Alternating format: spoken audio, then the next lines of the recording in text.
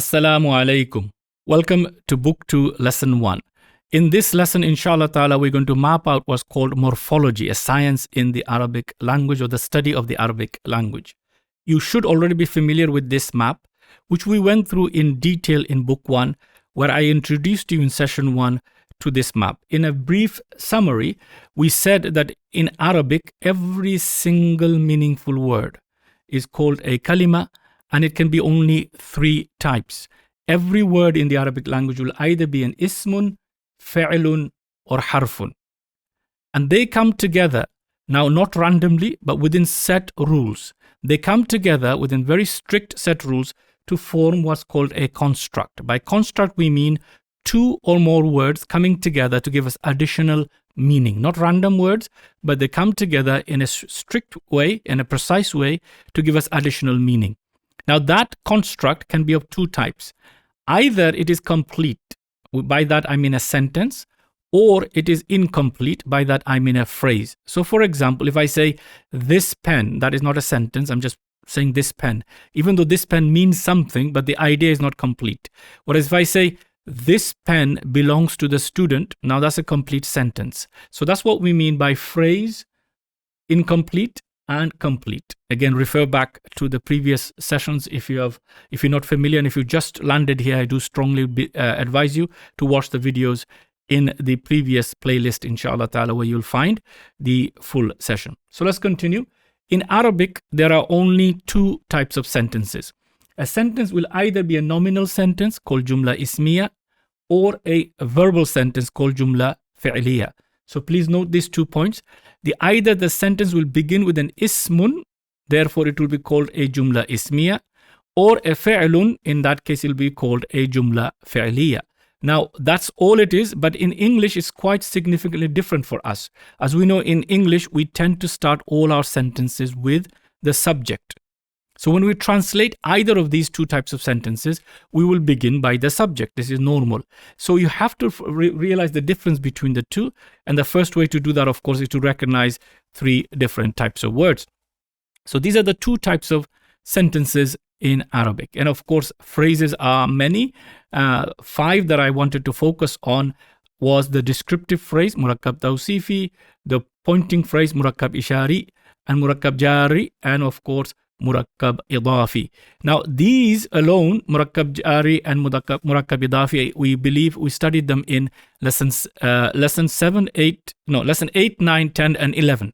They gave you, at the end of the lesson, the ability to recognize something in each line of Quran. Even murakkab jari, I mentioned to you, nearly 13,000 times they occur in the Quran, and there are only 9,000 lines in the Quran. So after you've done lesson 8 and 9, you should be able to recognize something in every line of Quran. After you've done lesson 10 and 11, where we focused a lot, you should now be able to recognize something in every line of Quran. So what is missing as a bulk in our study to get even further in our study from book 1? What's missing is really a more detailed look at jumla fi'liya and a new science, which we have not studied. We briefly mentioned it, called morphology, sarf. How the root letters in Arabic produce hundreds, if not thousands of words, which is linked back to the root. And this is the beauty of the Arabic language. You can call it the essence of the Arabic language, or at least the science by which you can recognize how different words with the same root have some connected meaning. Now, as far as that science is concerned, it is primarily focused around verbs, but also includes nouns. Okay, ismun and fi'lun, of course, asma in plural, and af'al for verbs in plural. So this is where the bulk will be. Of course, we will introduce some more huruf for you, and we will delve deeper in how the jumla fi'liya works, how these things also come into the sentence. And also, more importantly, if you remember, we mentioned before in book 1 that there are only 2 reasons for something to be majroor, jar, and they were murakkab jari, murakkab idafi. And we mentioned a number of reasons why something is rafa, but we only really looked at only 1 or 2 reasons, or actually 3, where an ism is nasab, when it becomes nasab. So in this core book, we're going to look at all the different types of mansub, the reasons for something to be nasab, inshallah ta'ala, in this session. So we have a lot to learn in this course in book 2, And again, we need to seek the help of Allah, His mercy and His forgiveness, to give us the ability and the determination and the purity of intention required for us to complete the course. And of course, I ask for your dua. Allah give me the tawfiq and the ability to complete this session. I have been struggling to find that appropriate resources and time to complete them. So I made the intention now, inshallah ta'ala, to start. Now, you're going to have lots of questions regarding book and all the other resources. Please don't ask them in this session. I'm going to put all the details in the description as and when the book is ready, as and when the courses and things become familiar, where to download resources from, as soon as I can get them ready. Inshallah ta'ala, I'll put them on the description, so you can click on there and get them, inshallah ta'ala. I'm trying to bring those resources also to you to make it easy, and of course also trying, inshallah ta'ala, if Allah wills, very soon to develop a course where you can study in more detail, inshallah ta'ala. So let's continue, but again, I remind myself and you, keep on making dua, asking the help of Allah subhanahu wa ta'ala. And we're going to look at, in this session, in particular, the mapping of morphology. One of the distinguishing features of the Arabic language is a science called morphology. What that is really a root system. You can consider them to be a sequence of consonant sounds, which come together in a particular frame, particular scale, to form af'al, verbs, as well as many types of nouns called asma.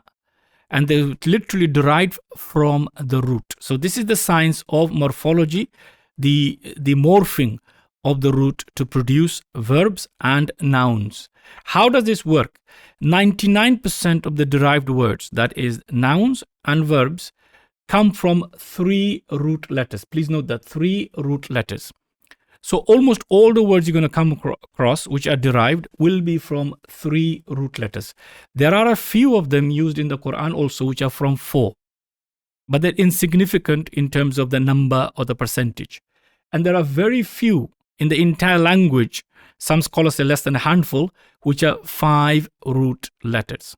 So when I say root system, we're going to focus primarily on 3 root letters. There really isn't any need to even focus on 4 root letters because there are only few of them. And the good news is all the rules that you learn that apply to 3 root letters also are applicable to all types of derived words. So when I say root, I'm talking about 3 root letters, and that's going to give you overwhelming majority, and all the rules will follow one after the other. So what do we mean by root letters? The scholars of Arabic, and I mentioned this in lesson 6, I believe, in book 1, they use a scale system, and it's a very scientific system. If you can imagine fa, ayn, and lam to be x, y, and z in equation. Of course, x can have any value, y can have any value, and z can have any value.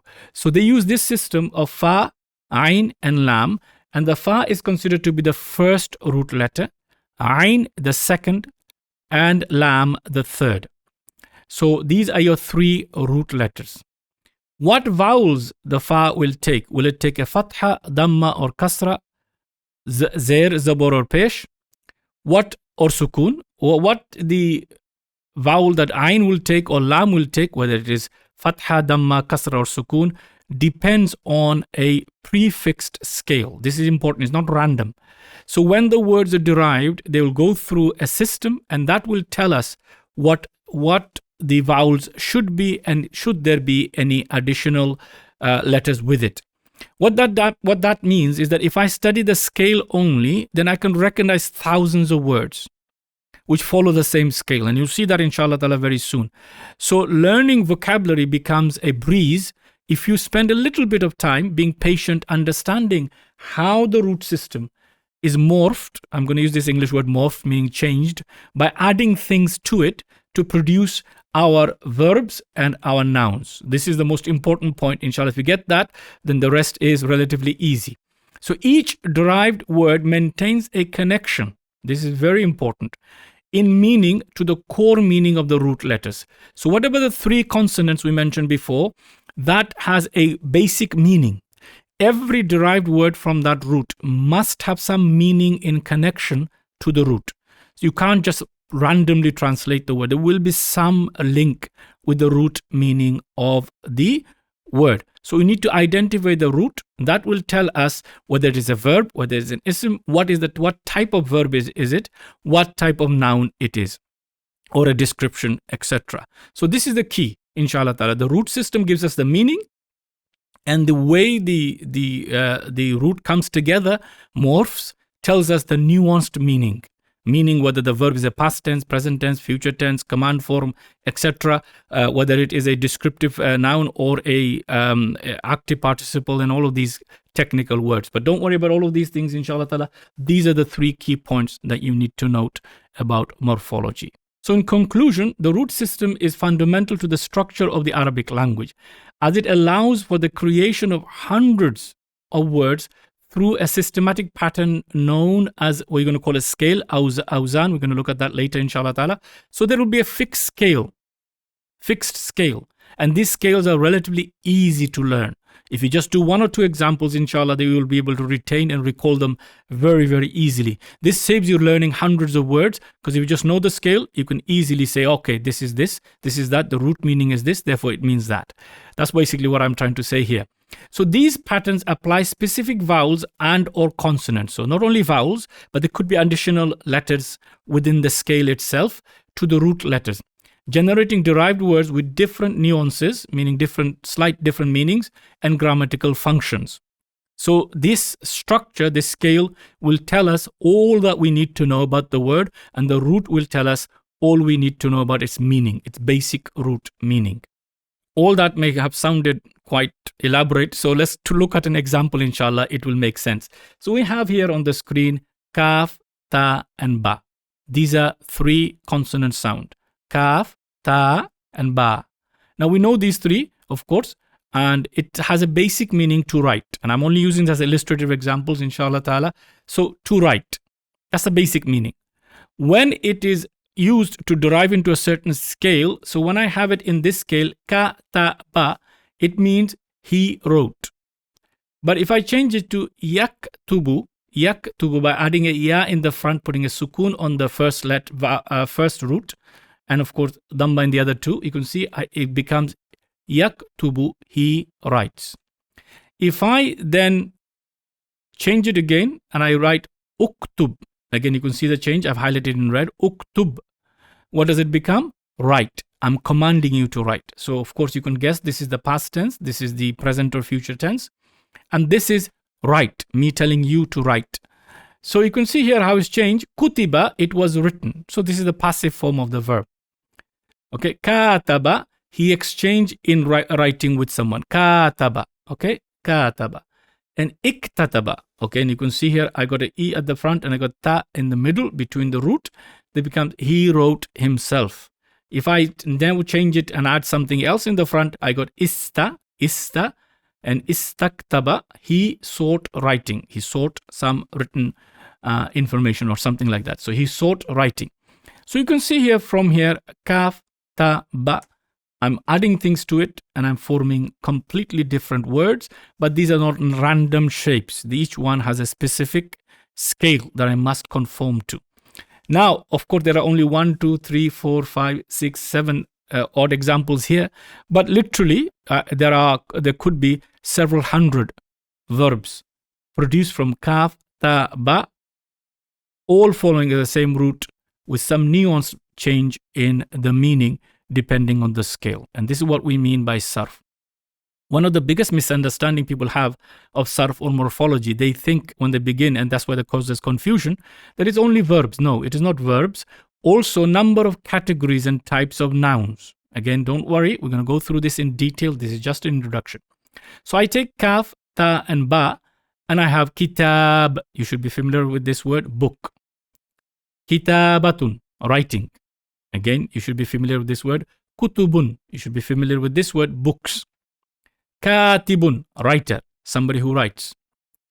Maktubun, that which has been written down. Okay, which is, for example, a letter. And maktabun, a place of writing, again, an office or a desk. And we have istiktabun, dictation. When I'm dictating something, you're writing it down. I put purposely tanween at the end to show you that these are actually nouns. So it's not only verbs, but a significant number or different categories of nouns are derived from the root letter. And this is only an example of kaf, ta, ba, only a glimpse just to show you. But one thing you'll note that in all of them, there is some link in meaning to the base meaning of the root letters kaf, ta, ba, which means to write. Now, you'll have hundreds of questions, I know, in your mind. How do we know and all of this stuff? Don't worry. Relax. Inshallah, we're going to explain everything. At the beginning, have an overview. If you go too deep at this stage, you're going to lead to confusion for yourself. So, kaf, ta, ba is the root from which hundreds and hundreds of verbs can be derived. Hundreds and hundreds of different nouns can be derived, or of descriptive words can be derived, etc. But they all link in some way to the root meaning. Of course, there could be more than one root meaning depending on the root, etc., how it has been used in the Arabic language, but they will conform to certain scales. And this is what I meant earlier with all the text that I wrote. So I hope this part, inshallah ta'ala, is motivating and encouraging you that this is a science, is a very strict methodology. All we need to do is take the fruits from it, just learn the most essential to be able to apply it in our studies. So as mentioned earlier, there are only 3 types of words in Arabic, and I'm sure you know what these are. Verbs, and we call these nouns, or technically noun plus because it includes adjectives, etc. And al-huruf, or particles. Okay, so you know these already. Please note, as far as morphology is concerned, sarf, all the verbs you're going to come across are derived. All. Okay, derived. So there is no worry about that. And again, as I mentioned earlier, almost all of them you're going to study in book 2 are going to be from 3 root letters. Then al-asma, depending on the category. So not all, okay? Not all are derived.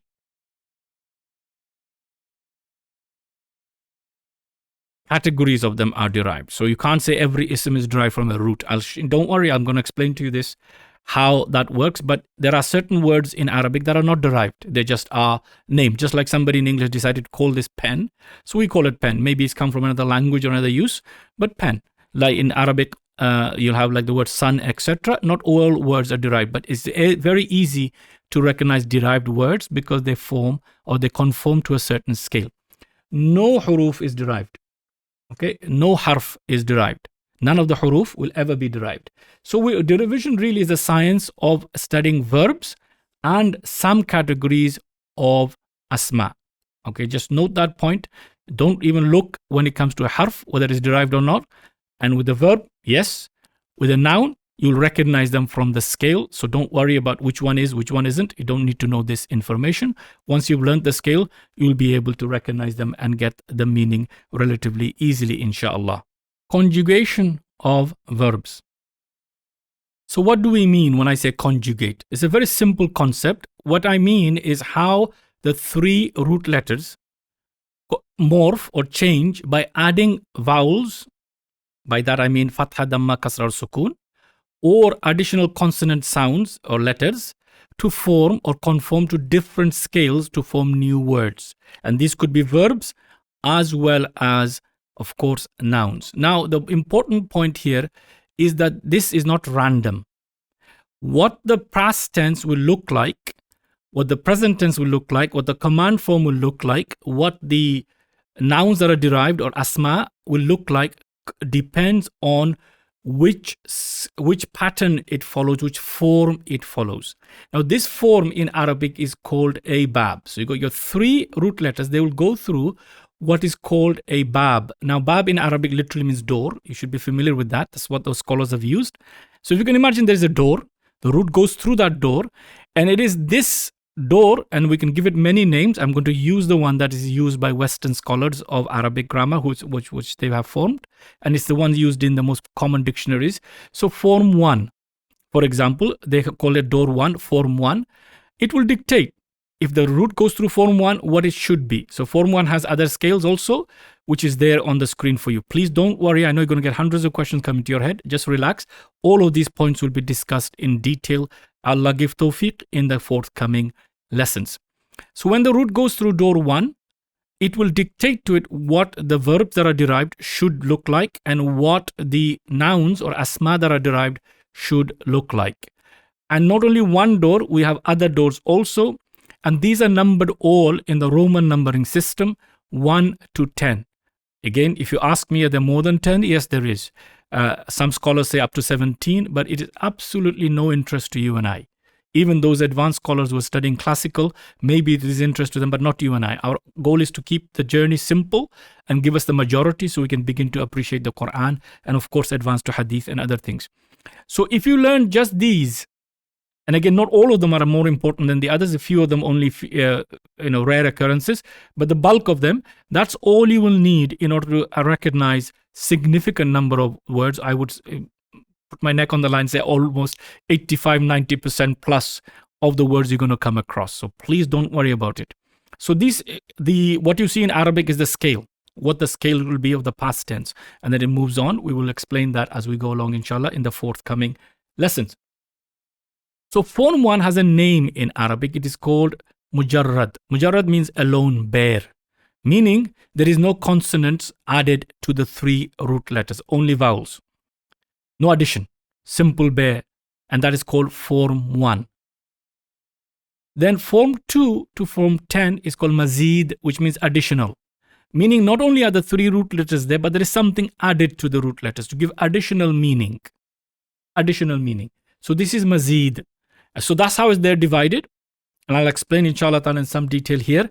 So 1 and 2, 3, 4, 5, 6, 7, 8, 9, 10.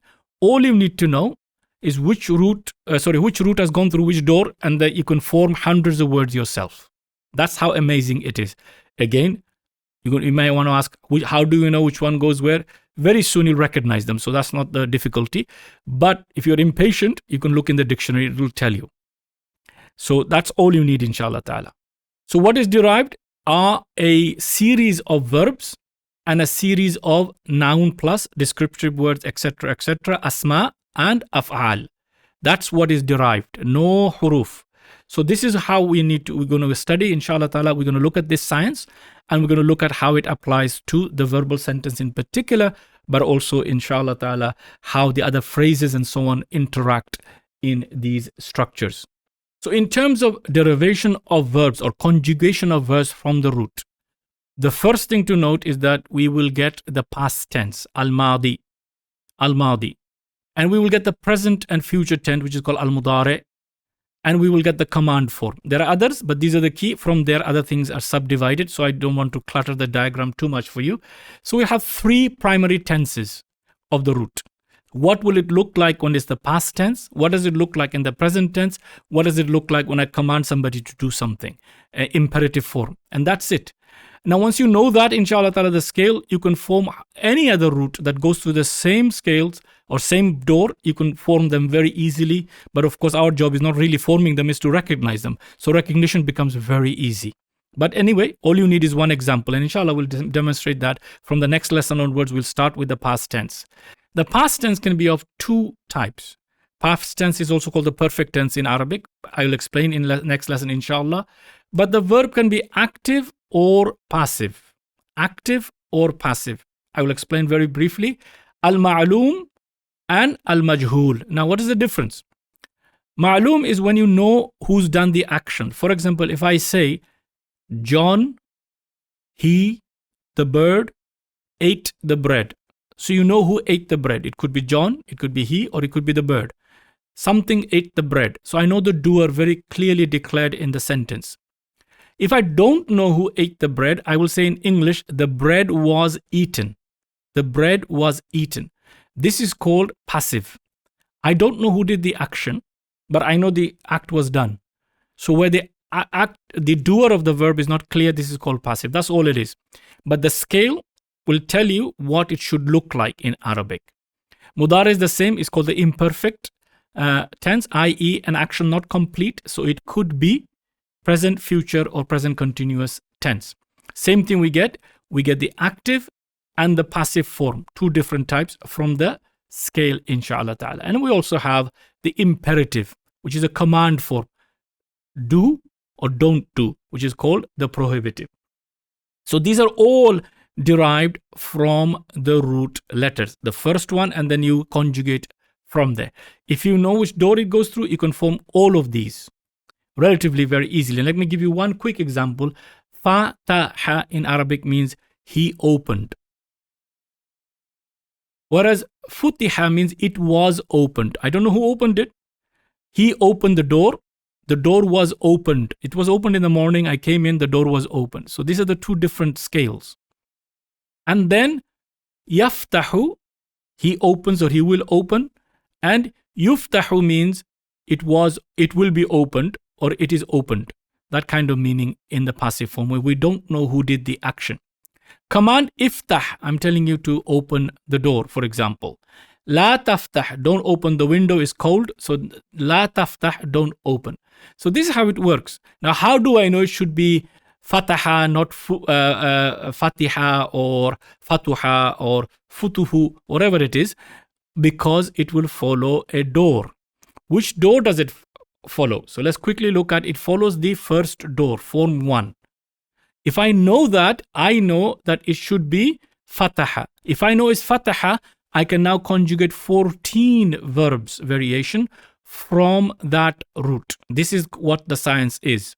14 for one for each pronoun that we learned back in lesson number 5 in book 1. So there will be one version of each verb derived from the root. As long as I know which door it is, I can make them because they follow a strict rule. Then we have the passive form, again another 14. Then we have the active form of the present and future tense, again from the root. Then we have majhul, which means, of course, the passive form of the present and future tense. Then we have the command form, and we also have the prohibitive form. Now, if you were to count up these, you will see that I've got 14 here, 14 here, 14 here, 14 here, and 6 and 6. And this is only a glimpse of what you can produce. So you can see, literally, I can get to close to hundreds of words simply by knowing which root I'm dealing with. So in this case, I'm dealing with the root fa, I'm dealing with the root ta, and I'm dealing with the root ha. Because I know it goes through door 1, this scale, I just simply conjugate hundreds of words in Arabic from that scale. And that's how easy conjugation is. And you're going to learn each of these. So relax now, inshallah. All of these we are going to go through lesson by lesson, developing. But we are not just going to learn how to conjugate. We're going to learn how to use them in sentences. This is more important than learning the science of this. How to use them, how to recognize them, how to translate them. So all I wanted to do is give you an overview of the conjugation of the verbs from the root depending on the door. Of course, it will be completely different if it went to door number 2, 3, 4, 5, 6, 7, 8, 9, or 10. But the good news is, whatever the conjugation rules are, they are equally applied to all of them. So whatever the suffixes are added to the end or the prefixes, the same ones apply all the way across. And this is significant because we will begin to appreciate and recognize verbs right from the first few lessons, inshallah ta'ala, and our learning will accelerate. I will give you some statistics about how frequently these are used in the Quran, inshallah ta'ala. Derived nouns. As far as noun derivation is concerned, we can divide them into 3 groups. The first being jamid, and these are words that are not derived from any root, nor is any word derived from it. Few examples: shams, which is sun; qamar, moon; hajar, stone; and shajarah, nouns. Trees, these are all categories of nouns. So these words, and there are many, many more, that are considered not to be derived at all from any root system. So you just simply learn them as you come across. The next one, which is very important for our study, is called al-masdar or masdar. Masdar is the verbal noun in English, closest to the verbal noun, and it is also known as the source.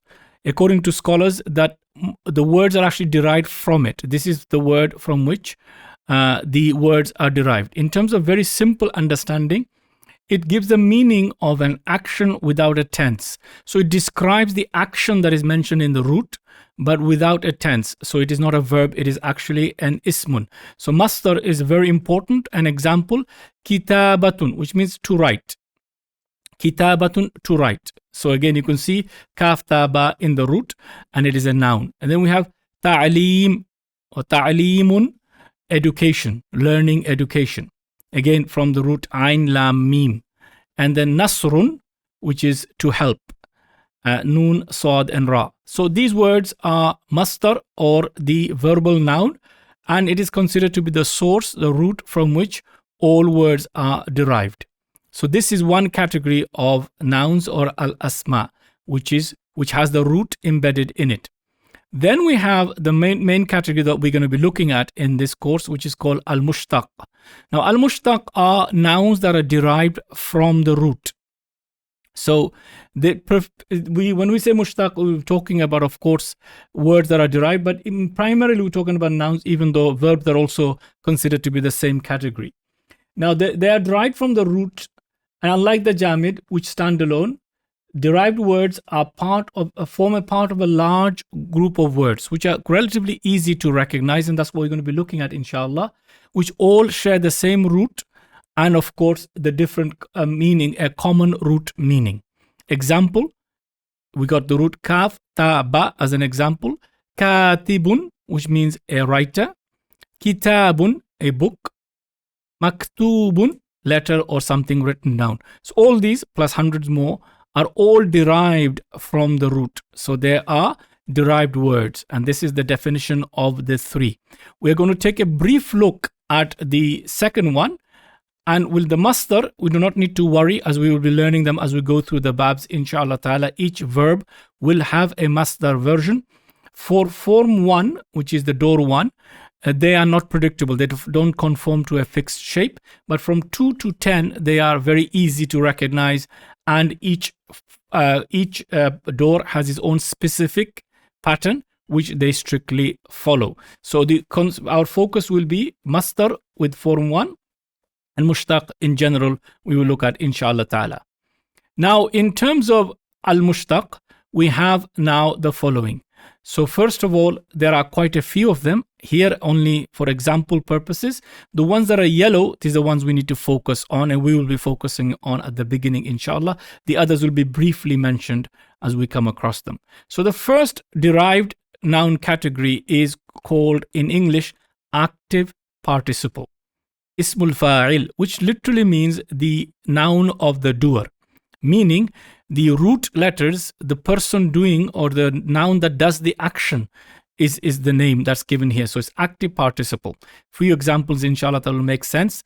So kaf, ta, and ba, again example, katibun, writer, the one who writes. So this is the noun of the doer of the root mentioned. Nasirun, helper, the one who helps. Nun sadra is the root. The one who does the action is called nasirun. Of course, you can tell that these are nouns because I put tanween on purpose at the end. Shakirun, the one who thanks, the one who does the act of thanking. And there are many more examples. So in form 1, they follow this pattern. And they're very easy to recognize, inshallah. And this is called the noun of the doer. I call it very simple term, but in grammar, it is called active participle. The second one is called the noun or the noun of the object or passive participle. Again, example will make it easy for us to understand, is the one that receives the action mentioned in the root. So for example, maktubun, that which is written down. Maktub, that which is written down. Mansur, the one who is helped. Before we had Nasir, the helper. This is Mansur, the one who receives the help. And of course, we have mashkur, here another example, the one who is thanked. So you'll find many, many words of this shape, which all denote the passive participle, in effect, the noun of the object. So what is the difference? For example, in English, if I said, John kicked the ball. So the one who's doing the action of kicking the ball, or kick the ball in the past tense, is John. So he will be the doer of the action. The ball itself will be the one that receives the action. That's basically how it's understood. These are the three. The masdar plus these two are going to be very commonly, you will come across most common. The others, let's take a brief look at them just for illustration purposes. Next, we have the resembling adjective. Now, what that basically means is a thing that has the inherent quality of the root that is mentioned. Let's look at a few examples, inshallah. Kareemun means generous. So the root kaf, ra, and mim has something to do with nobility, generosity, etc. So kareemun is the one who has that quality as a permanent quality in them. Jim, mim, and lam, something, again, the root meaning beauty. Jamilun, beautiful, the masculine version. Jamil, beautiful. Then we have the superlative. Now we have them in English, of course. In Arabic, they follow a strict pattern. So for example, akbar. Now you know this word already. Allahu Akbar, which is read out in the adhan.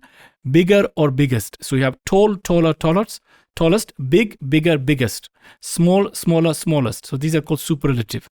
So superlatives in Arabic conform to this form from the pattern that we see on the screen. So another example, asghar. Again, small, smallest. Atwal. Tall, taller, tallest. Example, again, atwal, taller, superlative than the other. So they follow this pattern. Again, this one pattern that we will be studying. Then we have the noun of place and time, or place or time, I should say. An action that takes place within a specific space or time, has a specific shape, again, depending on which door it goes through, etc. So maktab, place of writing, where writing takes place, is the name given to office. Masjid, where sajda takes place of doing sajda. And of course, we have one more example, maghrib. It can be time or place where the sun sets or the setting is done. So west is another meaning of this word, sunset and west. So both meanings are there. And of course, some of you may already know, Morocco is known as Al-Maghrib, the west. Okay, so this is again another type, a category of noun that is derived from the root. Last example, inshallah, which is quite interesting, a noun which describes the instrument with which the action mentioned in the root is done. There are a couple of scales for this. Just again, we'll use a simple example. Miftahun, or miftah, which in Arabic means key. So of course the root is fataha, which means to open. So miftah, the instrument with which you open. Again, kaf, noon, and sin gives it the meaning of sweeping. So miknas means the broom. Miknas, the broom. So you can see here the idea that once we learn these systems, when we recognize a word of a particular scale, we can recognize that it belongs to this category and get more of a nuanced meaning. All I want to do this here is just to show you the possibility of derivation. Again, I repeat, this is for illustration. We're going to focus on the three colored in yellow, and therefore they're the more important ones. These other ones we will do later, as we've done all the conjugation first. Then we will pick a few of these up, inshallah ta'ala, to complete our lessons. So on the screen now, you can see at the top the nouns, and in the bottom section you can see the verbs, which I briefly mentioned to you already. So the possibility of the root producing hundreds and hundreds of words from three root letter branching out. So you can imagine it's like a tree with three main roots, big branch coming and then splitting into different branches, sub-branches, etc. Each and every word that is derived from the root will have some connection to the root meaning that is given from the three root letters. And this is the key to understanding. Of course, the root can be just the basic one, which is form 1, or mazid, extra with additional consonants. And we will be studying them in these groups, inshallah ta'ala. So group 1, which is the most important, group 2 to 10, and then inshallah ta'ala, these are called mazid. You will get an overview. The good news, as I repeat again, do not be daunted by this. If you learn one derivation very well, you'll see all the rules that you'll pick up will also be following in the other babs as well. There's no major differences between them except for the template, which you have to recognize. And after you've done 1 or 2 examples of each, inshallah ta'ala, you'll be able to recognize them relatively easily. Irregular roots. We've already noted that the 3 root letters fa, ain, and lam, they go through one of the 10 doors, And of course, depending on the door they go through, there will be certain scale for the verbs and a certain scale for the nouns that are derived. Now, there is one very important point, is that when the three root letters, either the first, the second, or the third, has an irregular letter, irregular sound. So what do we mean by that? Well, basically, if any of the root letters has wow or ya, they're called weak verbs. And hence the pattern can change. That is depending upon the vowel structure that is there. Also, if any of the roots has hamza, either in the first root letter, second or third, there could be some changes to the scale. Also, if two of the root letters are doubled, etc. So this we need to focus on a little bit, as there are many common verbs that are used in the Quran, in everyday Arabic, in Quran and Hadith, which are known as irregular verbs, weak verbs, hollow verbs, etc. So here I'm going to just give you a brief overview so that you are aware, not only do we have to learn the patterns they go through, also sub-patterns caused due to phonetic reasons when we have a irregular sound, be it a alif, be it a hamza, be it a waw or a ya, or if there are doubling of the root, etc. So just make a note of the point. I'm just quickly going to give you the categories of them. Inshallah ta'ala, when the appropriate lessons come, you will be aware of them and we will go through them in a structured way, so they're not as complex as most people make them out to be. So the first classification of the root is that whether it is sahih or not. Now, what do they mean by sahih? If it has a hamza within any of the root letters, or if the root letter is doubled, I'll explain that in a second, or if the root letter does not have a hamza or doubling or waw or ya, and that is called salim. Now, salim means sound, and then the others have some changes. So they're the first grouping. The ones that we're going to be learning first are the ones that are called salim, and that is all root letters that does not involve doubling, does not involve hamza or waw or ya. So this is the classical classification of irregular roots. Now, of course, if it has a hamza in the first root letter, example, akala, middle root letter, sa'ala, and of course we have lastly qara'a.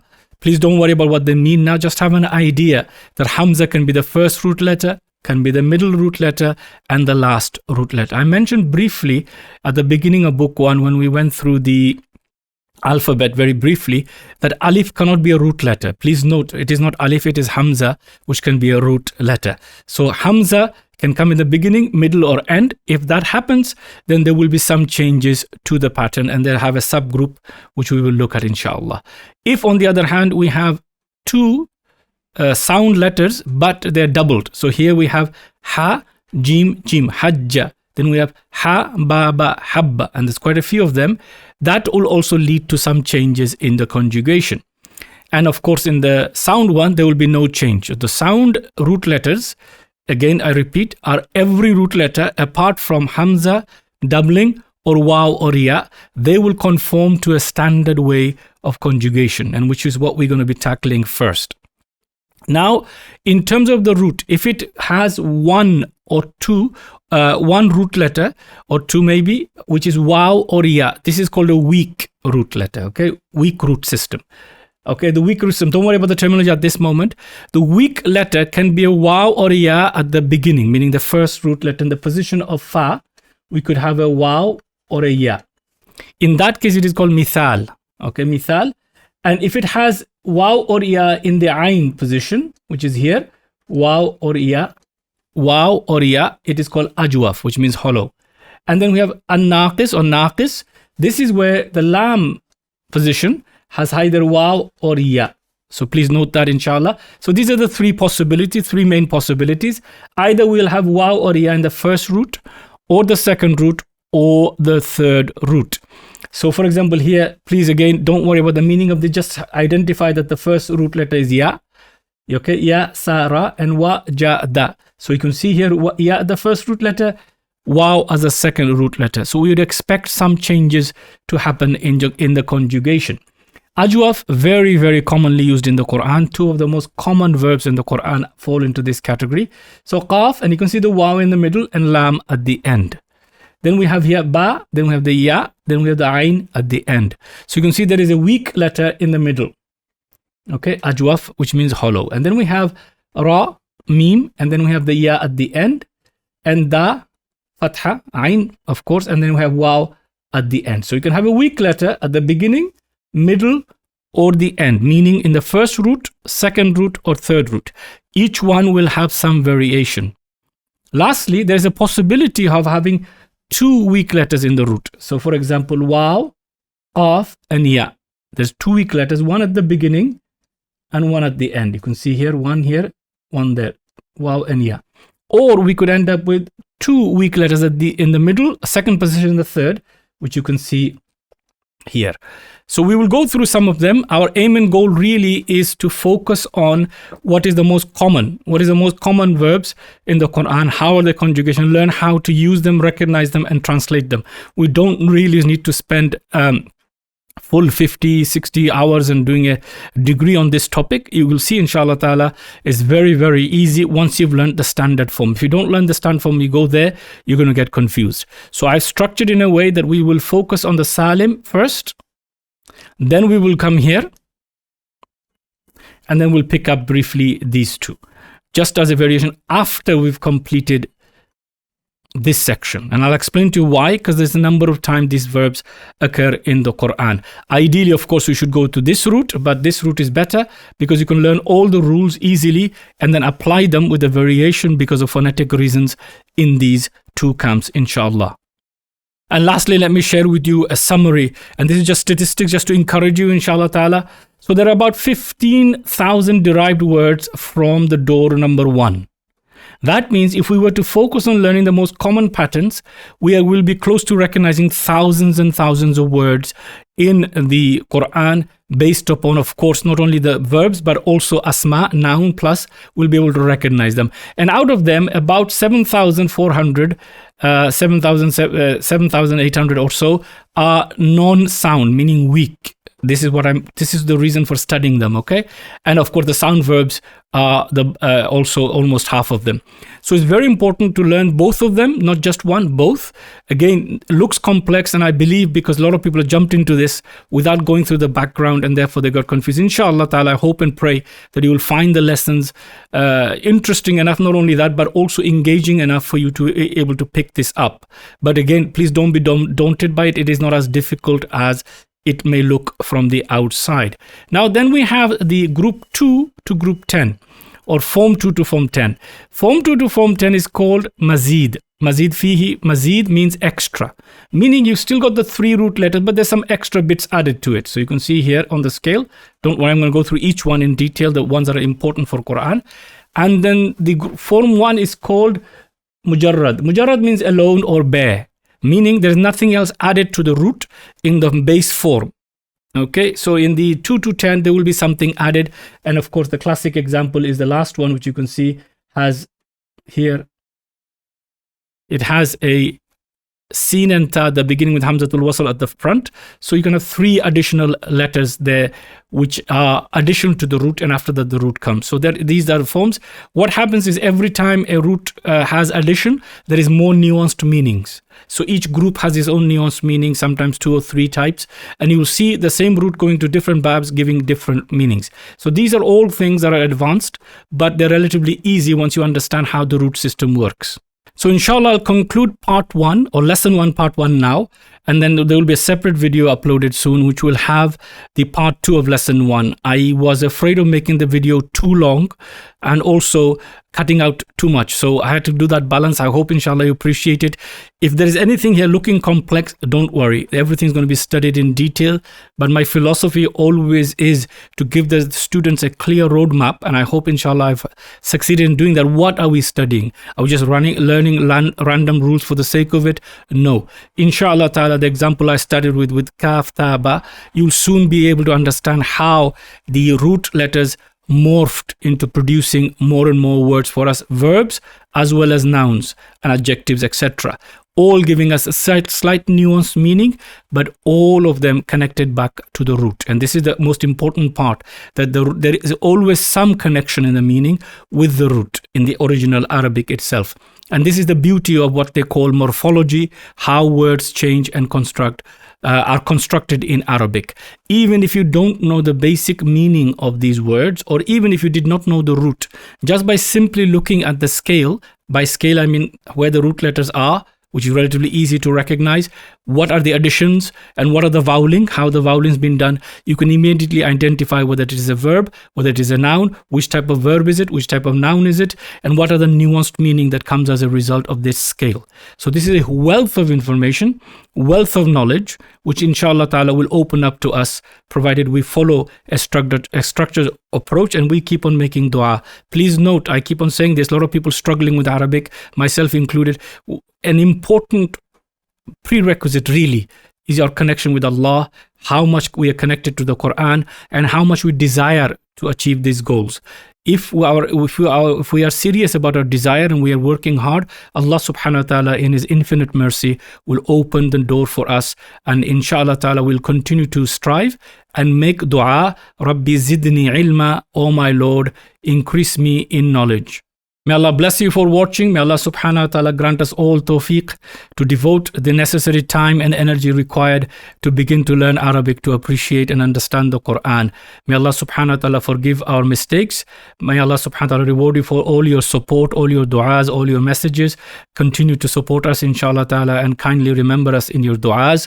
And please like, share and subscribe, and also encourage your brothers and sisters, your fellow Muslims to learn Arabic, to understand Quran. Until the next video, Assalamu alaikum wa rahmatullahi wa barakatuhu.